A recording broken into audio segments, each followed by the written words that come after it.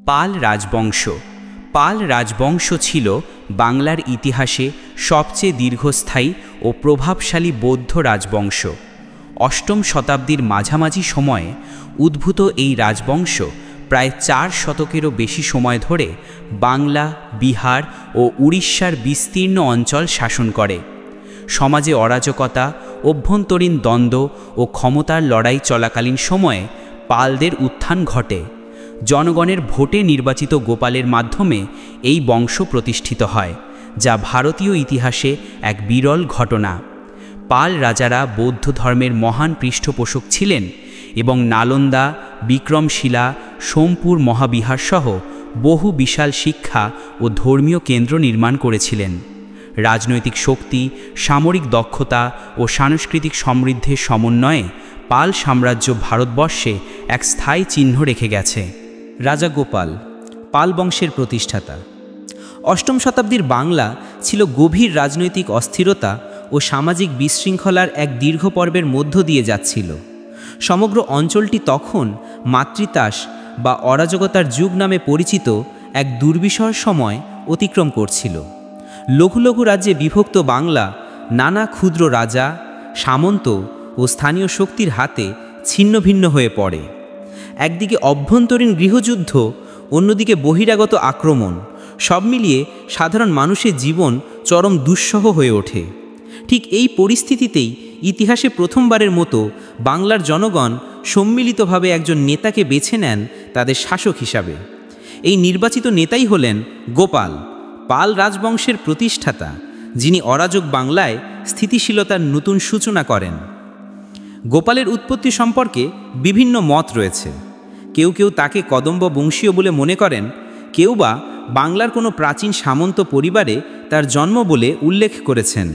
তবে সকল ঐতিহাসিকই একমত যে তিনি ছিলেন একজন বলিষ্ঠ, বুদ্ধিমান ও ন্যায়পরায়ণ সেনাপতি, যিনি অরাজকতার সময়ে নিজের শক্তি, নেতৃত্ব ও সুবিবেচনার জন্য জনগণের আস্থা অর্জন করেছিলেন। প্রচলিত ধারণা অনুযায়ী তিনি বাংলা অঞ্চলে চলমান বিশৃঙ্খলার অবসান ঘটাতে প্রথমে সামরিক শক্তি গড়ে তোলেন, কিন্তু পূর্ণাঙ্গ শাসনভার তার হাতে আসে জনগণের সম্মতিতে, যা ভারতীয় ইতিহাসে এক বিরল ঘটনা। গোপাল ক্ষমতায় এসে প্রথম ও প্রধান কাজ হিসাবে অরাজকতা দূর করতে সচেষ্ট হন। তিনি বাংলা 3টি প্রধান অঞ্চল পুন্ড্র, গৌড় ও বঙ্গ ধীরে ধীরে নিজের নিয়ন্ত্রণে আনেন এবং প্রতিটি অঞ্চলে প্রশাসনিক শৃঙ্খলা প্রতিষ্ঠা করেন। দীর্ঘদিন রাজ্য শাসনের অভাবে ক্ষতিগ্রস্ত কৃষি, বাণিজ্য ও সামাজিক নিরাপত্তা ব্যবস্থাকে তিনি পুনর্গঠন করেন। কর ব্যবস্থা পুনর্বিন্যাস করে কৃষকদের বোঝা হালকা করেন এবং বাণিজ্য পথ নিরাপদ করে তোলেন, যার ফলে বাজার ব্যবস্থা পুনরুজ্জীবিত হতে শুরু করে। গোপালের আরেকটি গুরুত্বপূর্ণ ভূমিকা ছিল রাজ্যকে একটি শক্তিশালী সামরিক কাঠামোর মাধ্যমে স্থিতিশীল করা। তিনি সেনাবাহিনী পুনর্গঠিত করেন, সীমান্তরক্ষী দল গঠন করেন এবং সামন্তদের নিয়ন্ত্রণে আনেন। এর ফলে বহিরাগত আক্রমণ উল্লেখযোগ্যভাবে কমে যায় এবং অন্তর্দ্বন্দ্ব নিয়ন্ত্রণে আসে। শাসনের প্রথম দশকেই গোপাল একটি শক্তিশালী রাজনৈতিক ভিত্তি তৈরি করেন, যা তার উত্তরসূরিদের সাম্রাজ্য বিস্তারে গুরুত্বপূর্ণ ভূমিকা রাখে।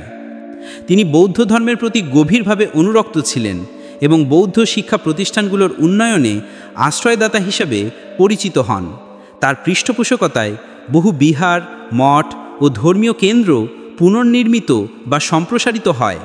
যদিও তার সময় সবচেয়ে বৃহৎ শিক্ষা প্রতিষ্ঠান তৈরি হয় তার পুত্র ধর্মপালের শাসনামলে, তবে এর ভিত্তি স্থাপন করেছিলেন গোপাল। তিনি বৌদ্ধ ধর্মাবলম্বীদের জন্য নিরাপদ পরিবেশ নিশ্চিত করেছিলেন, যা পরবর্তী 2 শতক ধরে পাল সাম্রাজ্যের সাংস্কৃতিক স্বাতন্ত্র্য বজায় রাখতে সাহায্য করে। গোপালের শাসন সামাজিক ও সাংস্কৃতিক দিক থেকেও ছিল তুলনামূলক শান্তি ও অগ্রগতির যুগ। অরাজকতার কারণে যেসব কৃষক জমি হারিয়েছিল, তিনি তাদের পুনর্বাসন করেন। তিনি বৌদ্ধ, হিন্দু ও অন্যান্য সম্প্রদায়ের মধ্যে সৌহার্দ্য বজায় রাখার নীতি অনুসরণ করেন, যার ফলে ধর্মীয় সহাবস্থানের এক সুদৃঢ় পরিবেশ তৈরি হয়। তার প্রশাসনে আইনের শাসন প্রতিষ্ঠিত হয় এবং অপরাধ দমনে কঠোর ব্যবস্থা নেওয়া হয়, ফলে সাধারণ মানুষের নিরাপত্তা নিশ্চিত হয়। গোপালের শাসনকালের সত্যিকারের মূল্যায়ন করা যায় তার রেখে যাওয়া উত্তরাধিকারের মাধ্যমে। তিনি একটি বিভক্ত ও নৈরাজ্যময় বাংলা থেকে একটি শক্তিশালী, স্থিতিশীল ও সাংস্কৃতিক সমৃদ্ধ ভিত্তি গড়ে তোলেন। এই ভিত্তির উপর দাঁড়িয়ে তার পুত্র ধর্মপাল ভারতবর্ষের অন্যতম বৃহৎ সাম্রাজ্য স্থাপন করেন। গোপালের অবদান শুধু একজন প্রতিষ্ঠাতা রাজার ভূমিকায় সীমাবদ্ধ নয়, তিনি ছিলেন বাংলা পুনরুদ্ধার যুগের পথিকৃৎ, যিনি রাজনৈতিক স্থিতিশীলতা, সামাজিক পুনর্গঠন ও ধর্মীয় সহনশীলতার এক উজ্জ্বল দৃষ্টান্ত স্থাপন করেন। গোপালের মৃত্যু হলেও তার প্রতিষ্ঠিত পাল রাজবংশ প্রায় 400 বছর ধরে বাংলার ইতিহাসে অমর হয়ে থাকে। তিনি শুধু একটি বংশই প্রতিষ্ঠা করেননি, তিনি প্রতিষ্ঠা করেছিলেন স্থিতিশীলতা, সংগঠন ও বৌদ্ধ সাংস্কৃতিক পুনর্জাগরণের এক বিশাল সাম্রাজ্যের ভিত্তি। রাজা ধর্মপাল পাল সাম্রাজ্যের সর্বশ্রেষ্ঠ সম্রাট। ধর্মপাল ছিলেন পাল সাম্রাজ্যের দ্বিতীয় রাজা এবং গোটা বংশের মধ্যে সবচেয়ে শক্তিশালী ও খ্যাতিমান শাসক। গোপালের প্রতিষ্ঠিত অরাজকতামুক্ত বাংলাকে তিনি শুধু সুসংহতই করেননি, বরং তা থেকে এক সুবিশাল সাম্রাজ্যেরও উত্থান ঘটান। তার শাসন ভারতীয় উপমহাদেশের ইতিহাসে একটি গুরুত্বপূর্ণ অধ্যায়, কারণ তিনি রাজনৈতিক, সাংস্কৃতিক ও ধর্মীয় ক্ষেত্রের সমন্বিত উন্নয়নের মাধ্যমে পাল সাম্রাজ্যকে সর্বোচ্চ উচ্চতায় নিয়ে যান। ধর্মপালের ক্ষমতায় আগমনের সময়ই সাম্রাজ্য ছিল তুলনামূলকভাবে স্থিতিশীল। তার পিতা গোপাল শৃঙ্খলাবদ্ধ প্রশাসন, শান্তি ও নিরাপত্তার ভিত তৈরি করে গিয়েছিলেন। এই দৃঢ় ভিত্তির ওপর দাঁড়িয়েই ধর্মপাল বুনিয়াদী উন্নয়নকে আরও বিস্তার করেন এবং সাম্রাজ্যকে শক্তিশালী ও প্রভাবশালী করে তোলেন। তার শাসনের সবচেয়ে গুরুত্বপূর্ণ বৈশিষ্ট্য ছিল উত্তর ভারতীয় রাজনীতিতে সরাসরি প্রভাব বিস্তার এবং সামরিক অভিযানের মাধ্যমে সাম্রাজ্য সম্প্রসারণ। ধর্মপাল বঙ্গ থেকে বঙ্গোপসাগর পর্যন্ত এবং উত্তর ভারতের বৃহৎ অংশ পর্যন্ত নিজের আধিপত্য বিস্তৃত করতে সক্ষম হন। তিনি প্রথমে প্রতিবেশী রাজ্যগুলোকে বশীভূত করেন, তারপর চোখ রাখেন গঙ্গা যমুনার সমতলের কৌশলগত এলাকায়। বিশেষত কন্নৌজের সিংহাসন নিয়ে প্রতিদ্বন্দ্বিতা সেই সময়ের উত্তর ভারতীয় রাজনীতির কেন্দ্রবিন্দু ছিল। ধর্মপাল এই প্রতিযোগিতায় সক্রিয়ভাবে অংশ নেন এবং কন্নৌজের রাজাকে পরাজিত করে নিজের রাজনৈতিক প্রভাব বিস্তার করেন। ঐতিহাসিক সূত্রে জানা যায়, বহু রাজা ও সামন্ত তখন তার আধিপত্য স্বীকার করতে বাধ্য হয়েছিলেন। অনেকেই তাকে উত্তর ভারতের উপাধ্যক্ষ বা প্রায় সর্বভারতের অধিপতি হিসেবে অভিহিত করেছেন। ধর্মপালের শাসন শুধুমাত্র সামরিক শক্তির ওপর নির্ভরশীল ছিল না, তিনি ছিলেন এক উদার সাংস্কৃতিক পৃষ্ঠপোষক। তার প্রতিষ্ঠিত বিক্রমশিলা মহাবিহার ছিল সেই যুগের অন্যতম শ্রেষ্ঠ আন্তর্জাতিক বৌদ্ধ শিক্ষা কেন্দ্র। নালন্দার মতোই বিশাল এই প্রতিষ্ঠান বিশ্বব্যাপী বৌদ্ধ পণ্ডিত, ভিক্ষু ও শিক্ষার্থীদের আকর্ষণ করত। বিক্রমশিলার গ্রন্থাগার, পাঠক্রম, বিতর্ক সভা এবং আন্তর্জাতিক ভিক্ষু নেটওয়ার্ক একে তৎকালীন বিশ্বের জ্ঞানচর্চার শ্রেষ্ঠ কেন্দ্রগুলোর একটিতে পরিণত করেছিল। ধর্মপাল ট্যাক্সেশন ও কৃষি উন্নয়নেও বিশেষ গুরুত্ব দেন। অরাজকতার সময় ক্ষতিগ্রস্ত জমিগুলো পুনর্দখল করে কৃষকদের পুনর্বাসন করান। নদীপথ ও স্থল বাণিজ্য পুনর্গঠিত হয়, ফলে অর্থনীতি আরও প্রাণবন্ত হয়ে ওঠে। তার শাসনে বাণিজ্য পথ নিরাপদ হওয়ায় অভ্যন্তরীণ ও বহিরাগত লেনদেন বৃদ্ধি পায়। বাংলার মুদ্রা, বস্ত্রশিল্প ও ধাতুশিল্প এ সময় বিশ্ববাজারে সুপরিচিত হয়ে ওঠে। ধর্মপালের প্রশংসার অন্যতম কারণ ছিল তার ধর্মীয় সহনশীলতা। তিনি বৌদ্ধ ধর্মের প্রধান পৃষ্ঠপোষক হলেও হিন্দু ও অন্যান্য সম্প্রদায়ের প্রতিও ছিলেন সমান উদার। তার সময় ধর্মীয় পীড়ন বা সংঘাতের কোনো উল্লেখ পাওয়া যায় না, বরং বৌদ্ধ দর্শনের পাশাপাশি হিন্দু ধর্মের বিভিন্ন শাখাও তার শাসনে বিকাশ লাভ করে। তার নির্মিত ও পুনর্নির্মিত বহু বিহার, মন্দির ও স্থাপত্য বাংলার মধ্যযুগীয় শিল্পকলার উৎকর্ষের সাক্ষ্য বহন করে। ধর্মপালের প্রশাসন ছিল সংগঠিত ও শক্তিশালী। তিনি সাম্রাজ্যকে বিভিন্ন প্রশাসনিক অঞ্চলে ভাগ করেন, প্রতিটিতে নিযুক্ত করেন অভিজ্ঞ শাসক ও সামন্ত প্রধান। তার সেনাবাহিনী ছিল সুবিন্যস্ত, অশ্বারোহী ও পদাতিক বাহিনী ছিল শক্তিশালী এবং সীমান্ত রক্ষা ও অভ্যন্তরীণ শৃঙ্খলা বজায় রাখতে যথেষ্ট দক্ষ। সামন্তদের ওপর কেন্দ্রীয় নিয়ন্ত্রণ বজায় রাখতেও তিনি সফল হন। ধর্মপালের শাসনকালে সর্বোচ্চ গুরুত্ব নিহিত তার রেখে যাওয়া উত্তরাধিকারে। তিনি একটি সাম্রাজ্য তৈরি করেছিলেন যা তার পুত্র দেবপালের শাসনে পৌঁছায় আরও বিশাল পরিধিতে। বাংলা, বিহার, উড়িষ্যা ও উত্তর ভারতের বিস্তীর্ণ অঞ্চল দীর্ঘদিন তার প্রতিষ্ঠিত কাঠামোর কারণে স্থিতিশীল ছিল। তার সাম্রাজ্য শুধু ভৌগোলিক সম্প্রসারণেই সীমাবদ্ধ ছিল না, এটি ছিল জ্ঞানচর্চা, বৌদ্ধ সংস্কৃতি, সাহিত্য, স্থাপত্য এবং আন্তর্জাতিক বাণিজ্যের অনন্য কেন্দ্র। এইভাবে ধর্মপাল একাধারে জ্ঞান পৃষ্ঠপোষক, সামরিক কৌশলী, দয়ালু শাসক ও রাজনৈতিক দূরদর্শী হিসেবে ইতিহাসে অমর হয়ে আছেন। তার শাসনকালই পাল সাম্রাজ্যের সোনালী যুগের সূচনা ঘটায়। রাজা দেবপাল পাল সাম্রাজ্যের শক্তি সুসংহতকারী। দেবপাল ছিলেন পাল সাম্রাজ্যের তৃতীয় ও অন্যতম গুরুত্বপূর্ণ শাসক। তিনি ধর্মপালের পুত্র এবং তার উত্তরসূরি হিসেবে সাম্রাজ্যের প্রভাব, শক্তি ও ঐতিহ্যকে আরও বিস্তৃত ও দৃঢ় করে তোলেন। ধর্মপালের যুগে যে সাম্রাজ্য বিস্তৃত হয়েছিল, দেবপাল সেই ভিত্তির ওপর দাঁড়িয়ে পাল শক্তিকে সুসংহত ও আঞ্চলিকভাবে আরও শক্তিশালী করে তোলেন। তার শাসনকালে সাম্রাজ্য রাজনৈতিক, সামরিক, সাংস্কৃতিক ও অর্থনৈতিকভাবে নতুন উচ্চতায় পৌঁছে। দেবপালের শাসনে প্রথম যে বিষয়টি চোখে পড়ে তা হল তার সামরিক দক্ষতা। তিনি পূর্ব, উত্তর ও উত্তর পূর্ব ভারতের বিভিন্ন রাজ্যের বিরুদ্ধে একাধিক সফল অভিযান চালান। বিশেষভাবে উল্লেখযোগ্য তার অসম, উড়িষ্যা এবং গুর্জর প্রতিহারদের বিরুদ্ধে বিজয়। এই ধারাবাহিক বিজয় পাল সাম্রাজ্যের সীমান্তকে শুধু বিস্তৃতই করেনি, বরং সাম্রাজ্যের মর্যাদা ও সামরিক শক্তিকে প্রতিষ্ঠিত করেছে। ঐতিহাসিক শিলালিপি ও তাম্রশাসন প্রমাণ করে যে দেবপালের শাসনে পাল সাম্রাজ্য প্রায় উত্তর পূর্ব ভারত থেকে বিহার, বাংলা, উড়িষ্যা পর্যন্ত বিস্তৃত একটি বিশাল শক্তিধর সাম্রাজ্যে পরিণত হয়েছিল। দেবপাল সামরিক অভিযানে শুধু বিজয় অর্জনই করেননি, তার শাসনামলে রাজনৈতিক রাজাদের ওপর ও কেন্দ্রীয় কর্তৃত্ব আরও দৃঢ় হয়। অনেক ছোট রাজ্য ও সামন্ত তার নিকট করদ হিসেবে শাসন চালাত। ফলে পাল সাম্রাজ্যের প্রশাসনিক কাঠামো আরও শক্তিশালী হয়ে ওঠে। তিনি স্থানীয় সামন্তদের দায়িত্ব ও কর্তব্য সুস্পষ্টভাবে নির্ধারণ করেন, যা কেন্দ্রীয় শাসন ব্যবস্থাকে স্থিতিশীল করে। ধর্মপালের মতো দেবপালও বৌদ্ধ ধর্মের একজন গুরুত্বপূর্ণ পৃষ্ঠপোষক ছিলেন। তিনি বহু বিহার, মঠ ও ধর্মীয় কেন্দ্র পুনর্নির্মাণ ও উন্নত করেন।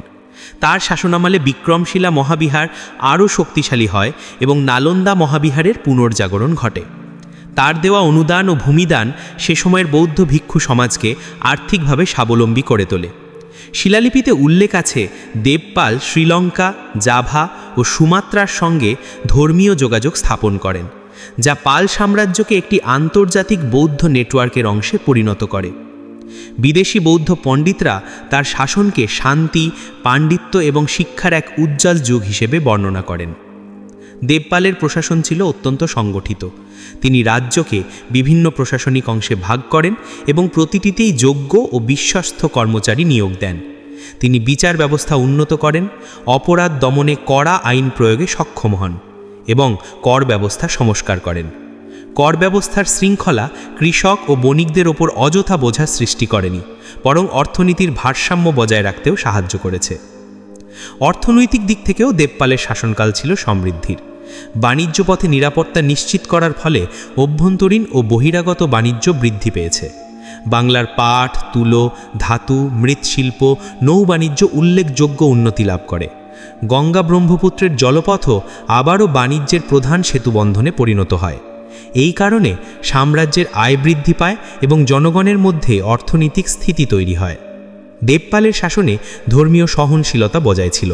যদিও তিনি বৌদ্ধ ধর্মের প্রধান পৃষ্ঠপোষক ছিলেন, তবু হিন্দু ধর্মীয় প্রতিষ্ঠানেও অনুদান প্রদান করতেন। তার শাসনকালে কোনো ধর্মীয় সংঘাত বা নিপীড়নের উল্লেখ নেই, বরং বৌদ্ধ হিন্দু উভয় ঐতিহ্যই পাশাপাশি বিকাশ লাভ করেছে, যা বাংলা সংস্কৃতিতে গভীর প্রভাব ফেলেছে। দেবপালের শাসনের বিশেষ বৈশিষ্ট্য ছিল তার দূরদর্শিতা। তিনি বুঝেছিলেন যে সাম্রাজ্যে শক্তি রাখতে হলে শুধু যুদ্ধেই জয়লাভ যথেষ্ট নয়, প্রয়োজন ছিল শক্ত ভিতের ওপর দাঁড়ানো সামাজিক ও অর্থনৈতিক ব্যবস্থা। ফলে তিনি শিক্ষা, বাণিজ্য, ধর্মীয় প্রতিষ্ঠান ও প্রশাসনিক কাঠামো সবই সমানভাবে উন্নত করেন। সামগ্রিকভাবে দেখা যায়, ধর্মপালের বিস্তারকে দেবপাল রক্ষা ও সুসংহত করে সাম্রাজ্যকে আরও স্থিতিশীল ও দীর্ঘস্থায়ী করেন। তার শাসনকালকে পাল সাম্রাজ্যের দ্বিতীয় সোনালী যুগ বলা হয়, যা বাংলার মধ্যযুগীয় ইতিহাসে এক উজ্জ্বল অধ্যায় হিসেবে চিহ্নিত হয়ে আছে। রাজা বিগ্রহপাল প্রথম পাল সাম্রাজ্যের সংকট সময়ের শাসক। দীপপালের সফল ও বিস্তৃত শাসনের পর পাল সাম্রাজ্য ধীরে ধীরে এক জটিল রাজনৈতিক পরিস্থিতির মুখোমুখি হয়। সাম্রাজ্যের পরিধি এতটাই বিশাল ছিল যে উত্তরাধিকার নিয়ে রাজপরিবারের ভেতরে প্রতিযোগিতা দেখা দেয়। সামন্তরা অনেক ক্ষেত্রে স্বায়ত্তশাসন দাবি করতে শুরু করে, আর প্রতিবেশী রাজ্যগুলিও পাল শক্তিকে চ্যালেঞ্জ করার সুযোগ খুঁজছিল। এমনই এক জটিল ও অস্থিতিশীল পরিস্থিতির মধ্যে বিগ্রহপাল প্রথম ক্ষমতায় আসেন। তিনি সাম্রাজ্যের বিস্তৃত অঞ্চল ধরে রাখা, প্রশাসনিক কাঠামো পুনর্গঠিত করা এবং অভ্যন্তরীণ বিপর্যয় থামানোর গুরুদায়িত্ব নিজের কাঁধে তুলে নেন। তার শাসন সাম্রাজ্যের সামরিক বিস্তার বা বৃহৎ নির্মাণ কাজের জন্য বিখ্যাত না হলেও সংকটের সময় স্থিতিশীলতা ফিরিয়ে আনার জন্য তিনি ইতিহাসে বিশেষভাবে স্মরণীয়। বিগ্রহপাল প্রথমের শাসনকালের রাজনৈতিক বাস্তবতা ছিল খুবই কঠিন। দেবপালের মৃত্যুর পর সাম্রাজ্যের উত্তরাধিকার নিয়ে কিছু অভ্যন্তরীণ দ্বন্দ্ব তৈরি হয়, যা সাম্রাজ্যের কেন্দ্রীয় শক্তিকে দুর্বল করে। এই সুযোগে গুর্জর প্রতিহার, রাষ্ট্রকূট এবং কামরূকের মতো আঞ্চলিক শক্তিগুলো পাল ভূখণ্ডে প্রভাব বিস্তার করতে চেয়েছিল। বিগ্রহপাল প্রথমকে তাই একদিকে অভ্যন্তরীণ সামন্তদের অনুগত রাখা, অন্যদিকে বহিরাগত শত্রুদের প্রতিহত দুই দায়িত্বই একসঙ্গে পালন করতে হয়েছিল। তিনি সামরিকভাবে খুব বড় অভিযান না চালালেও সীমান্ত রক্ষা ও প্রতিরক্ষা জোরদার করে সাম্রাজ্যের ভৌগোলিক অখণ্ডতা বহুলাংশে রক্ষা করতে সক্ষম হন। তার সবচেয়ে গুরুত্বপূর্ণ কাজ ছিল প্রশাসনিক শৃঙ্খলা ফিরিয়ে আনা। বিগ্রহপাল প্রথম বুঝেছিলেন যে সাম্রাজ্যের ভেতরে সামন্তদের ক্ষমতা অতিরিক্ত বেড়ে গেলে কেন্দ্রের নিয়ন্ত্রণ দুর্বল হয়ে পড়ে। তাই তিনি সামন্তদের ওপর কড়া নজরদারি চালান এবং অবাধ্য সামন্তদের শাস্তি দিয়ে তাদের পুনরায় কেন্দ্রের অধীনে আনতে সক্ষম হন। রাজস্ব ব্যবস্থা পুনর্গঠিত হয়, বহুলাংশে অকার্যকর হয়ে পড়া কর সংগ্রহ পুনরায় কার্যকর করা হয় এবং কৃষিভিত্তিক অর্থনীতিকে স্থিতিশীল করা হয়। এই কারণে তার শাসনকালের শেষার্ধে সাধারণ মানুষের জীবনযাত্রা ধীরে ধীরে স্বাভাবিক হতে শুরু করে। বিগ্রহপাল প্রথম ধর্মীয় সহনশীলতার নীতি অব্যাহত রাখেন। তিনি বৌদ্ধ ধর্মের প্রতি অনুরাগী হলেও হিন্দু মন্দির ও সাংস্কৃতিক প্রতিষ্ঠানের প্রতিও অনুদান প্রদান করতেন। বহু শিলালিপিতে দেখা যায় তিনি দানশীলতার জন্য পরিচিত ছিলেন এবং জ্ঞান চর্চাকে উৎসাহ দিতেন। বৌদ্ধ বিহারগুলোর মধ্যে কয়েকটি তার পৃষ্ঠপোষকতায় সংস্কার পায়, বিশেষত ছোট বিহারগুলোর পুনর্নির্মাণ তার শাসনে নতুন গতি পায়। ধর্মপাল ও দেবপালের মতো বড় শিক্ষা প্রতিষ্ঠান নির্মাণ না করলেও তিনি বিদ্যমান প্রতিষ্ঠানগুলোর কাঠামো সংরক্ষণে ভূমিকা রাখেন। অর্থনৈতিক উন্নয়নের ক্ষেত্রেও তার অবদান গুরুত্বপূর্ণ। অরাজকতার কারণে কিছু বাণিজ্য পথ বিপর্যস্ত হয়ে পড়েছিল। তিনি এগুলো পুনরায় নিরাপদ করেন, জলপথে টহলবাহী দল গঠন করেন এবং নৌ বাণিজ্য উৎসাহিত করেন। এর ফলে বাংলার অভ্যন্তরীণ বাজার আবারও সক্রিয় হয়ে ওঠে। বিশেষত ধাতু শিল্প, বস্ত্রশিল্প ও নৌশিল্প নতুন গতিতায়। গঙ্গাপদ্মা ব্রহ্মপুত্রের নৌপথ আবারও রাজস্বের অন্যতম উৎসে পরিণত হয়। বিগ্রহপাল প্রথমের শাসন সাংস্কৃতিকভাবেও একটি অতিবর্তী পর্ব। এই সময় সাহিত্য, শিল্প ও স্থাপত্যে পাল ঐতিহ্য বজায় থাকলেও নতুন কোনো বিশাল প্রকল্প শুরু হয়নি। তবুও তার শাসনে শান্তিবান্ধব পরিবেশ ঘিরে আসে বলে শিল্পীরা তাদের নিজস্ব ধারা বজায় রাখতে সক্ষম হয়েছিলেন। তার দেওয়া অনুদানের নথিতে দেখা যায় তিনি ভিক্ষু, ব্রাহ্মণ, শিল্পী ও পণ্ডিতদের কল্যাণে নিয়মিত দান করতেন। বিগ্রহপাল প্রথমের শাসনকে বড় সামরিক সফলের নয়, বরং ধসের মুখে দাঁড়ানো এক সাম্রাজ্যকে টিকিয়ে রাখার যুগ হিসেবে বিবেচনা করা হয়। তার প্রচেষ্টায় পাল সাম্রাজ্য পুরোপুরি ভেঙে পড়েনি, বরং পরবর্তী শাসকরা নতুন শক্তি সঞ্চারের সুযোগ পান। তার শাসনকালে তৈরি করা প্রশাসনিক ভিত্তি ও সামরিক প্রতিরক্ষাই পরবর্তী রাজারা ব্যবহার করতে সক্ষম হন। এক কথায় বিগ্রহপাল প্রথম ছিলেন সংকট সময়ের শাসক, যার মেধা, ধৈর্য ও রাজনৈতিক বিচক্ষণতা পাল সাম্রাজ্যকে পতনের হাত থেকে অন্তত তখনওর মতো রক্ষা করেছিল। রাজা নারায়ণ পাল, পাল সাম্রাজ্যের স্থিতিশীলতার যুগ। পাল সাম্রাজ্যের মধ্যম পর্যায়ের অন্যতম গুরুত্বপূর্ণ শাসক হলেন নারায়ণ পাল। তার পিতা দেবপালের মৃত্যুর পর তিনি একটি বিশাল সাম্রাজ্যের উত্তরাধিকার লাভ করেন, কিন্তু সাম্রাজ্যের প্রশাসন তখন অভ্যন্তরীণ সমস্যায় এবং বাইরের শত্রুর আক্রমণে কিছুটা দুর্বল হয়ে ওঠে। নারায়ণ পাল তার দীর্ঘ শাসনকালে প্রায় 804 থেকে 854 খ্রিস্টাব্দ পর্যন্ত রাজনৈতিক স্থিতিশীলতা, কূটনৈতিক সম্পর্ক এবং সাংস্কৃতিক বিকাশের মাধ্যমে পাল সাম্রাজ্যকে আবার টেকসই পথে ফিরিয়ে আনেন। যদিও তিনি ধর্মপাল বা দেবপালের মতো সুদূর প্রসারী সামরিক বিজয় ঘটাতে পারেননি, তবুও তার শাসনকাল পাল রাষ্ট্রকে ভেঙে পড়া থেকে বাঁচিয়ে রাখে এবং পরবর্তী রাজাদের জন্য একটি ভিত্তি তৈরি করে। নারায়ণ পাল সিংহাসনে আরোহণের সময় পূর্ব ভারতে একটি নতুন রাজনৈতিক বিন্যাস তৈরি হচ্ছিল। প্রাঙ্গণ ছিল 3টি শক্তির প্রতিদ্বন্দ্বীপূর্ণ পাল, রাষ্ট্রিক এবং গুর্জর প্রতিহার। দেবপালের শেষ দিককার সামরিক অভিযানে এসব শক্তির সঙ্গে সংঘর্ষ বাড়তে থাকে এবং তার ফলে বিভিন্ন সীমান্ত প্রদেশে পাল শাসনের কর্তৃত্ব কিছুটা দুর্বল হয়ে ওঠে। তাই নারায়ণ পালের প্রথম কাজ ছিল সীমান্ত পুনর্গঠন এবং প্রতিবেশী রাষ্ট্রগুলোর সঙ্গে কূটনৈতিক সমঝোতা তৈরি করা। তিনি সামরিক সংঘর্ষের পরিবর্তে কূটনীতিকে বেশি গুরুত্ব দিয়েছিলেন, যা তার প্রশাসনকে দীর্ঘমেয়াদী শান্তি এনে দেয়। দক্ষিণ ভারতের রাষ্ট্রকূট সাম্রাজ্য তখন খুব শক্তিশালী। এই শক্তির সঙ্গে পালদের দ্বন্দ্ব বহুদিন ধরে চলছিল। নারায়ণ পাল নরম কৌশল অবলম্বন করে তাদের সঙ্গে সংঘর্ষ এড়িয়ে চলেন, ফলে পাল সাম্রাজ্য দক্ষিণের চাপ থেকে কিছুটা মুক্তি পায়। এরই ফলে রাষ্ট্রের অভ্যন্তরীণ উন্নয়ন ও সংস্কৃতি চর্চার পরিবেশ সৃষ্টি হয়। প্রতিহারদের সঙ্গেও তার দ্বন্দ্ব সীমিত ছিল। বড় কোনো যুদ্ধের মতো রক্তক্ষয়ী সংঘর্ষ তার শাসনকালে দেখা যায় না। রাজনৈতিক স্থিতিশীলতা বজায় রাখার এটাই ছিল তার অন্যতম সাফল্য। নারায়ণ পালের শাসনকালে পাল সাম্রাজ্যের বৌদ্ধ সংস্কৃতি নতুন গতি পেয়েছিল। তিনি নিজেও বৌদ্ধ ধর্মের পৃষ্ঠপোষক ছিলেন। বিশেষত মহাযান বৌদ্ধ ধর্মকে তিনি বিশেষভাবে সমর্থন করেন। নালন্দা মহাবিহার, বিক্রমশিলা এবং সোমপুর মহাবিহারের মতো বিখ্যাত শিক্ষা ও ধর্মীয় কেন্দ্রগুলো তার সময়ে নতুন আর্থিক অনুদান, ভিক্ষুদের জন্য সুরক্ষা এবং স্থাপত্য উন্নয়ন লাভ করে। বৌদ্ধ ভিক্ষুরা তার শাসনকালকে শান্তির যুগ হিসেবে আখ্যায়িত করেছেন, কারণ তাদের যাত্রা, শিক্ষা এবং আন্তর্জাতিক যোগাযোগ খুব সহজ ও নিরাপদ ছিল। শিল্প সাহিত্যেও তার অবদান বিশাল। পাল শিল্পের সুবিখ্যাত মূর্তিশৈলী, টেরাকোটা শিল্প, ব্রোঞ্জ মূর্তি এসব নারায়ণ পালের সময় উন্নত রূপ লাভ করে। পাল শিল্পের সৌন্দর্য, নিখুঁত কারুকাজ ও আধ্যাত্মিক ভাবনা সমগ্র এশিয়ায় বিখ্যাত হয়ে ওঠে। এই সময়ে তিব্বত ও দক্ষিণ পূর্ব এশিয়ার সঙ্গে পালদের সাংস্কৃতিক যোগাযোগ বৃদ্ধি পায়, যা বৌদ্ধ ধর্মের বিস্তারে গুরুত্বপূর্ণ ভূমিকা রাখে। নারায়ণ পালের প্রশাসনকে সামগ্রিকভাবে স্থিতিশীলতার যুগ বলা যায়। তিনি বড় কোনো সাম্রাজ্য বিস্তার না করলেও রাষ্ট্রের ভেতরে আইন শৃঙ্খলা, অর্থনীতি ও কৃষিভিত্তিক উৎপাদনশীলতা বজায় রাখতে সক্ষম হন। নদীভিত্তিক কৃষিজ উৎপাদন, বিশেষত গঙ্গা বরাক উপত্যকা, তার আমলে সমৃদ্ধ হয়। বাণিজ্য, বিশেষত নৌ বাণিজ্য পুনরুজ্জীবিত হয়।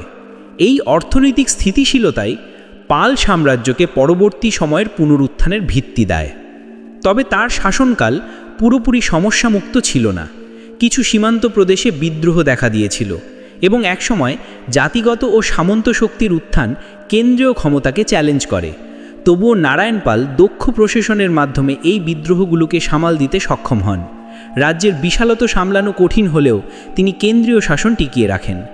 নারায়ণ পালের মৃত্যুর পর পাল সাম্রাজ্য আবার রাজনৈতিক প্রতিযোগিতার চাপে পড়তে শুরু করে।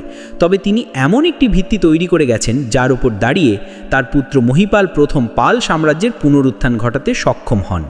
মহিপাল প্রথম পাল সাম্রাজ্যের পুনরুজ্জীবনের মহান সম্রাট। পাল সাম্রাজ্যের ইতিহাসে মহিপাল প্রথম শাসনকাল প্রায় 977 থেকে 1028 খ্রিস্টাব্দ এক কিংবদন্তি শাসকের স্থান দখল করে আছেন। দুর্বলতা, অস্থিরতা এবং প্রতিদ্বন্দ্বী সামন্ত শক্তির চাপে যখন পাল সাম্রাজ্য প্রায় ভেঙে পড়ার অবস্থায় পৌঁছেছিল, তখন তিনি একজন শক্ত হাতে দেশকে পুনরুজ্জীবিত করেন। তার শাসনকে ইতিহাসে পাল পুনরুত্থান বলা হয়। রাজনীতিতে প্রজ্ঞা, সামরিক দক্ষতা, প্রশাসনিক পুনর্গঠন এবং ধর্মীয় সাংস্কৃতিক উন্নয়নের মাধ্যমে মহিপাল প্রথম আবার বেঙ্গল, বাংলা, বিহার এবং আশেপাশের অঞ্চলগুলোতে পাল কর্তৃত্ব ফিরিয়ে আনেন। মহিপালের সিংহাসনে আসার সময় পরিস্থিতি ছিল অরাজক। তার পূর্বসূরিদের দুর্বল শাসনের কারণে পাল সাম্রাজ্যের বেশিরভাগ অঞ্চল স্থানীয় সামন্ত রাজা, কোল ভিল লোকগোষ্ঠী, চৌড়া রাজাদের দখলে চলে যায়। প্রতিহার ও চোল শক্তির দিক থেকেও প্রচুর চাপ ছিল। উত্তরবঙ্গ, মগধ, কিংসুক, আঙ্গ ও রাঢ় প্রদেশগুলোতে পালদের ক্ষমতা প্রায় বিলুপ্ত হয়ে গিয়েছিল। এই ভয়াবহ পরিস্থিতির মধ্যেই মহিপালের আবির্ভাব ঘটে। দৃঢ় ও সাহসী নেতৃত্বের কারণে তিনি অল্প সময়ের মধ্যেই চারপাশের বিচ্ছিন্ন অঞ্চলগুলো পুনরুদ্ধার করার জন্য রণযাত্রা শুরু করেন। রাজ্যের ভাঙা সীমান্ত পুনর্গঠনই ছিল তার প্রথম কাজ। তিনি উত্তরবঙ্গের গুরুত্বপূর্ণ জেলা ও শহরগুলো গৌড়, বরেন্দ্রভূমি এবং পুন্ড্র এক এক করে পুনরায় দখল নেন। বিশেষভাবে উল্লেখযোগ্য হল বরেন্দ্র বিদ্রোহ দমন। সামন্ত শক্তির উত্থান পাল সাম্রাজ্যকে সবচেয়ে বেশি দুর্বল করে তুলেছিল। মহিপাল কঠোর হাতে এই বিদ্রোহ দমন করেন এবং স্থানীয় প্রধানদের আনুগত্য পুনঃপ্রতিষ্ঠা করেন। এর ফলে উত্তরবাংলায় রাজনৈতিক স্থিতিশীলতা ফিরে আসে এবং পাল প্রশাসন আবার শক্ত ভিত্তি লাভ করে। পশ্চিমের উত্থানশীল প্রতিদ্বন্দ্বী শক্তি চৌরা রাজাদের বিরুদ্ধেও তিনি সফল অভিযান পরিচালনা করেন। পূর্ব ভারতের অন্যান্য শক্তি কামরূপী, ভট্ট তথা তাম্রলিপ্তার সামন্ত রাজাও তার শাসনকে স্বীকার করেন। তার সামরিক অভিযানের সাফল্য এতটাই ছিল যে সমগ্র বাংলায় আবার পালদের প্রভাব সুসংহত হয়ে ওঠে। মগধ ও বিহারও তার অধীনে ফিরে আসে, ফলে নালন্দা ও বিক্রমশিলার মতো বৌদ্ধ কেন্দ্রগুলো তার কাছে নতুন করে পৃষ্ঠপোষকতা পায়। মহিপাল প্রথমের শাসন শুধু সামরিক শক্তিতেই সীমাবদ্ধ ছিল না, প্রশাসনিক ও অর্থনৈতিক পুনর্গঠনও ছিল তার অন্যতম কৃতিত্ব। তিনি বিভিন্ন প্রদেশে নতুন কর ব্যবস্থা চালু করেন, নদীভিত্তিক কৃষি উন্নয়নে কাজ করেন এবং পাঁচালী, সীমান্দ্র, বরেন্দ্র প্রভৃতি অঞ্চলে কৃষি জমির প্রসার ঘটান। তার শাসনে বাণিজ্য পথ পুনরুদ্ধার হয়, বিশেষত গঙ্গা যমুনা নদীপথে নৌ-বাণিজ্য সমৃদ্ধ হয়। বাণিজ্য বৃদ্ধির ফলে রাজকোষের প্রবাহ বাড়ে, যা সাম্রাজ্যের সম্প্রসারণে আরও সহায়ক হয়। বৌদ্ধ ধর্মের পৃষ্ঠপোষক হিসেবে মহিপাল ছিলেন অত্যন্ত বিখ্যাত। নালন্দা মহাবিহার, বিক্রমশিলা ও সোমপুর মহাবিহারের পুনর্গঠন ও সম্প্রসারণ তার আমলে নেওয়া হয়। তার দেওয়া দানে এসব শিক্ষাকেন্দ্রে বৌদ্ধবিদ্যা, দর্শন, চিকিৎসাশাস্ত্র ইত্যাদি চর্চা নতুন গতি পায়। তার শাসনকালে বিপুল সংখ্যক তীর্থযাত্রী, ভিক্ষু, পণ্ডিত তিব্বত, নেপাল ও দক্ষিণ পূর্ব এশিয়া থেকে এসে পাল দেশে শিক্ষা গ্রহণ করতেন। পাল শিল্পের পুনর্জাগরণেও মহিপাল প্রথমের বড় অবদান রয়েছে। পাল শিল্পের বিখ্যাত কালো পাথরের মূর্তি, ধাতব প্রতিমা, মণ্ডলচিত্র, বিহার স্থাপত্য সবগুলোই তার শাসনকালে নতুন রূপ পেয়েছিল। তার আমলে গড়ে ওঠা স্থাপত্যগুলো এতটাই উন্নত ছিল যে পরবর্তী যুগে সেগুলোকে বাংলার মধ্যযুগীয় শিল্পকলার সেরা নিদর্শন বলা হয়ে থাকে। মহিপাল প্রথমের শাসনের শেষ দিকে প্রতিদ্বন্দ্বীরা আবার শক্তি সঞ্চয় করলেও তাঁর স্থাপন করা প্রশাসনিক ভিত্তি পাল সাম্রাজ্যকে আরও কয়েক দশক ধরে টিকিয়ে রাখে। তার মৃত্যুর পর যদিও দুর্বলতা দেখা দেয়, তবু তিনি যে নতুন প্রাণ সঞ্চার করে গিয়েছিলেন তার গুরুত্ব ইতিহাসে অনস্বীকার্য। মহিপালকে তাই ইতিহাসের দ্বিতীয় প্রতিষ্ঠাতা বলা হয়, কারণ তিনি ভেঙে পড়া পাল সাম্রাজ্যকে আবার একত্রিত করেছিলেন। রামপাল বরেন্দ্র বিদ্রোহ দমনকারী পাল সাম্রাজ্যের শক্তিশালী শাসক। পাল সাম্রাজ্যের মধ্য উত্তর পর্বের অন্যতম গুরুত্বপূর্ণ শাসক ছিলেন রামপাল, প্রায় 1077 থেকে 1120 খ্রিস্টাব্দ। মহিপাল প্রথম সাম্রাজ্যকে পুনরুদ্ধার করলেও তার মৃত্যুর পর আবারও বিভিন্ন সামন্তরাজ, উপজাতি শক্তি ও আঞ্চলিক বিদ্রোহ মাথাচাড়া দিয়ে উঠেছিল। এই সংকটপূর্ণ সময়ে রামপাল দৃঢ় নেতৃত্ব ও সুসংগঠিত সামরিক অভিযানের মাধ্যমে পাল সাম্রাজ্যকে নতুন করে স্থিতিশীলতা ফিরিয়ে আনেন। বিশেষ করে বরেন্দ্র বিদ্রোহ দমন তার শাসনকে ইতিহাসে বিশেষ পরিচিতি দিয়েছে। বৌদ্ধ শিল্প সংস্কৃতি, প্রশাসন এবং সামরিক শক্তির সমন্বয়ে তিনি পাল বংশকে আরও কয়েক দশক ধরে টিকিয়ে রাখেন। রামপাল সিংহাসনে আরোহণের সময় বাংলার রাজনৈতিক পরিস্থিতি খুব অনিশ্চিত ছিল। সাম্রাজ্যের উত্তরাঞ্চলে বরেন্দ্রভূমি, যা বরাহপুর, পান্ডুয়া, পুণ্ড্রনগর অঞ্চল জুড়ে বিস্তৃত, সেখানে স্থানীয় সামন্ত ও উপজাতীয় দলগুলো পুনরায় স্বাধীনতা দাবি করতে শুরু করে। এদিকে পূর্বে কামরূপ রাজ্যের উত্থান, পশ্চিমে সেন শক্তির আগমন এবং দক্ষিণে নানান সামন্তরাজের মাথাচাড়া দেয়া পাল প্রশাসনকে দুর্বল করে তুলছিল। এই অস্থির পরিবেশে রামপালের নেতৃত্বই রাজ্যকে ভেঙে পড়া থেকে রক্ষা করে। বরেন্দ্র বিদ্রোহ ছিল তার শাসনকালের সবচেয়ে বড় চ্যালেঞ্জ। এই বিদ্রোহের নেতৃত্বে ছিল স্থানীয় রাজন্য ও সামন্ত শ্রেণী, যারা পালদের কেন্দ্রীয় নিয়ন্ত্রণ মানতে চাইছিল না। বরেন্দ্র ছিল পাল সাম্রাজ্যের অর্থনৈতিক ও সামরিক দিক থেকে অত্যন্ত গুরুত্বপূর্ণ অঞ্চল। সমৃদ্ধ কৃষিভূমি, নৌপথে যোগাযোগের সুবিধা এবং সামরিক স্থাপনাগুলোর কারণে তাই এই অঞ্চল হাতছাড়া হলে পাল সাম্রাজ্য গুরুতরভাবে দুর্বল হয়ে পড়ত। রামপাল ব্যাপক সামরিক প্রস্তুতি গ্রহণ করে উত্তর বাংলায় অভিযান পরিচালনা করেন। দীর্ঘ ও কঠিন লড়াইয়ের পর তিনি বিদ্রোহ দমন করতে সক্ষম হন। বিদ্রোহী নেতাদের শাস্তি দেওয়া হয় এবং তাদের জায়গায় বিশ্বস্ত নতুন সামন্ত শাসক নিয়োগ করে অঞ্চলকে পুনরায় কেন্দ্রীয় প্রশাসনের অধীনে আনা হয়। এই অভিযানের ফলে রামপাল শুধু বরেন্দ্র পুনর্দখল করেননি, বরং উত্তরাঞ্চলের বিভিন্ন ছোট বড় শক্তিকেও পাল সাম্রাজ্যের প্রতি আনুগত্য স্বীকার করাতে সক্ষম হন। এই অভিযানের পর পাল রাজস্ব ব্যবস্থা আরও সংগঠিত হয় এবং আঞ্চলিক প্রশাসন নতুনভাবে পুনর্বিন্যাস করা হয়। এর ফলে কৃষিকাজ নিরাপদ হয়, জনবসতি বৃদ্ধি পায় এবং রাজকোষে করের প্রবাহ প্রবলভাবে বৃদ্ধি পায়।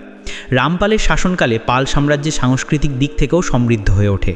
তিনি বৌদ্ধ ধর্মের পৃষ্ঠপোষক ছিলেন, বিশেষ করে মহাযান বৌদ্ধ ধর্মের। নালন্দা, বিক্রমশিলা ও সোমপুর মহাবিহারের মতো বিখ্যাত বৌদ্ধ শিক্ষাকেন্দ্রে তিনি দান, জমি ও তহবিল প্রদান করেন। ভিক্ষুদের নিরাপদ চলাচল নিশ্চিত করতে বিভিন্ন সড়ক, নৌপাত ও বিশ্রামাগার পুনর্নির্মাণ করা হয়। তার শাসনকালকে তিব্বতী পণ্ডিতরা শান্তি ও শিক্ষার যুগ বলে উল্লেখ করেছেন। রামপালের সময় পাল শিল্পের শেষ বিকাশও লক্ষ্য করা যায়। তার শাসনামলে তৈরি কালো পাথরের মূর্তি, ধাতব প্রতিমা এবং বিহার স্থাপত্য পাল শিল্পের পরিণত রূপকে প্রতিফলিত করে। বৌদ্ধ মণ্ডলচিত্র ভাস্কর্যগুলোতে সূক্ষ্ম কারুকাজ এবং আধ্যাত্মিকতার গভীরতা দেখা যায়, যা পাল শিল্পকে ভারতীয় শিল্পকলার এক অনন্য অধ্যায়ে পরিণত করেছে। প্রশাসনিক দিক থেকেও রামপাল ছিলেন দক্ষ। তিনি নতুন কর ব্যবস্থা প্রবর্তন করেন, বন্দরগুলোর পুনরুদ্ধার করেন এবং বাণিজ্যকে উৎসাহিত করেন। গঙ্গা যমুনা নদীপথে নৌ বাণিজ্য তাঁর শাসনামলে আবার সমৃদ্ধ হয়। কৃষিজ উৎপাদন বৃদ্ধির লক্ষ্যে তিনি নদী খনন, সেচ ব্যবস্থা ও কৃষিজমি সম্প্রসারণে কাজ করেন। ফলস্বরূপ সাম্রাজ্যের অর্থনীতি স্থিতিশীলতা ফিরে পায়। তবে তার শাসনের শেষ দিকে সেন রাজবংশের উত্থান দেখা যায়, যা পরবর্তী সময়ে পাল সাম্রাজ্যের জন্য বড় বিপদের কারণ হয়।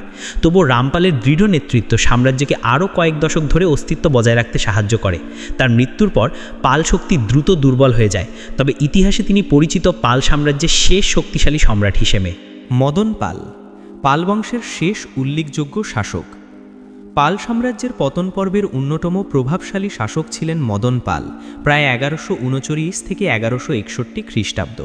তার শাসনকাল পাল ইতিহাসের এক সন্ধিক্ষণ, যেখানে একদিকে পুরনো গৌরবের শেষ আলম ম্লান হয়ে আসছিল, অন্যদিকে নতুন শক্তির আবির্ভাব পূর্ব ভারতের রাজনৈতিক মানচিত্রকে পাল্টে দিতে শুরু করেছিল।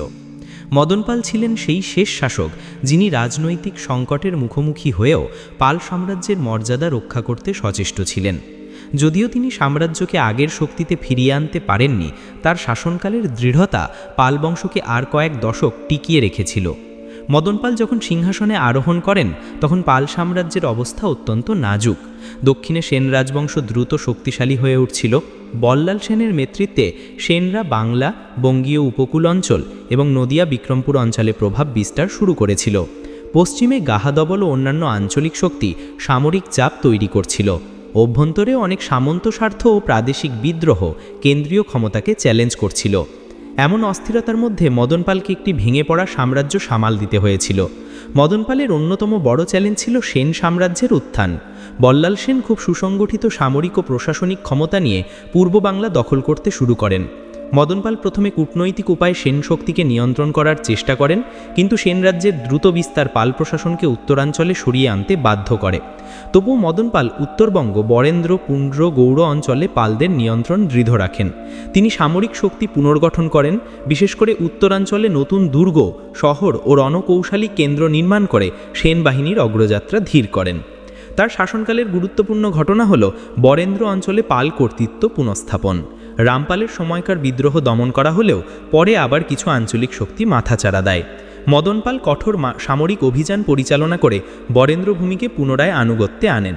এই অঞ্চল অর্থনৈতিক দিক থেকে খুবই গুরুত্বপূর্ণ ছিল, কারণ এখানে কৃষিকাজ, নদীপথ ও প্রধান বাণিজ্য রুটের সংযোগ ছিল। বরেন্দ্র পুনর্দখলের মাধ্যমে তিনি পাল রাষ্ট্রের অর্থের প্রবাহ বজায় রাখতে সক্ষম হন। মদন পাল প্রশাসনিক দক্ষতাতেও পরিচিত ছিলেন। তিনি কর ব্যবস্থাকে পুনর্গঠিত করেন, কৃষিজ উৎপাদন বৃদ্ধির জন্য সেচ ব্যবস্থা ও খাল পুনর্নির্মাণ করেন, গঙ্গা ব্রহ্মপুত্র নদ ব্যবস্থার উপর ভিত্তি করে নৌ বাণিজ্যের অবকাঠামো উন্নয়ন করেন। ফলে তার শাসনকালে রাজকোষ কিছুটা হলেও স্থিতিশীল থাকে।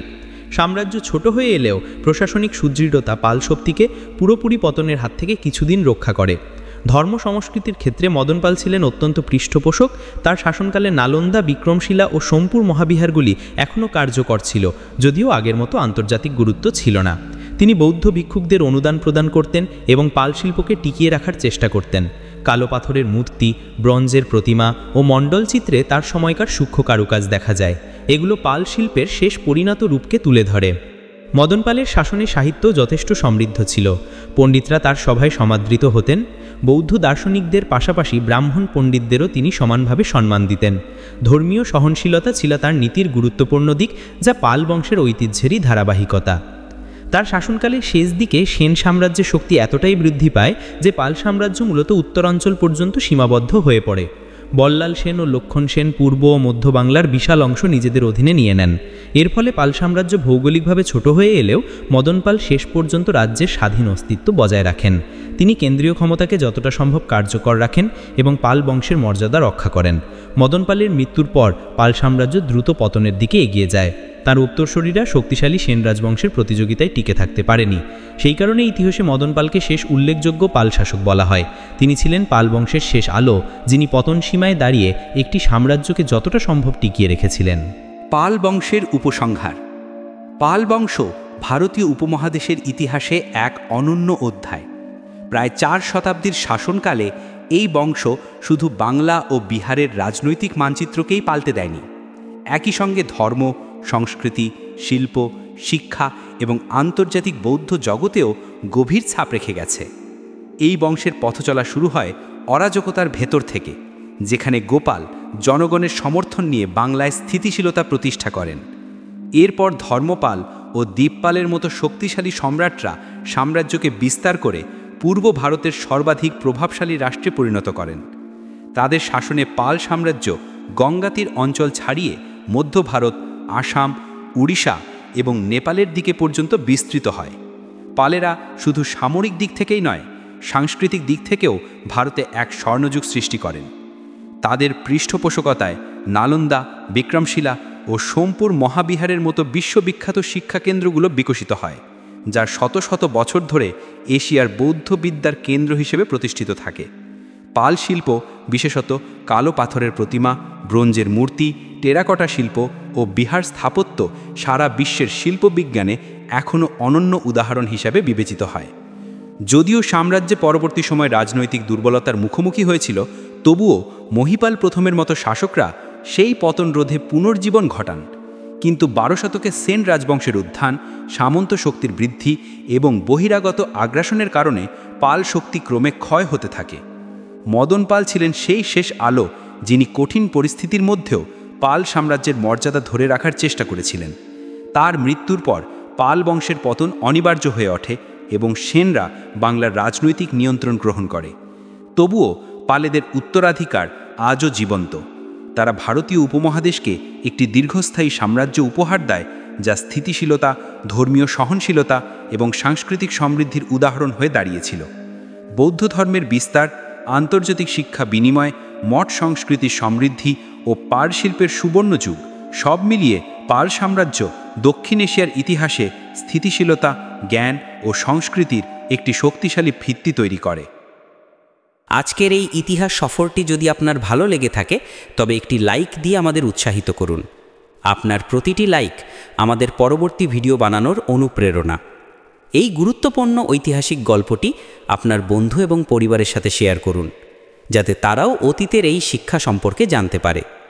আর ইতিহাসের আরও গভীরে ডুব দিতে, এই ধরনের আরও ভিডিও দেখতে এখনই সাবস্ক্রাইব বাটনে ক্লিক করুন এবং পাশে থাকা বেল আইকনটি বাজিয়ে দিন। দেখা হচ্ছে পরের ভিডিওতে।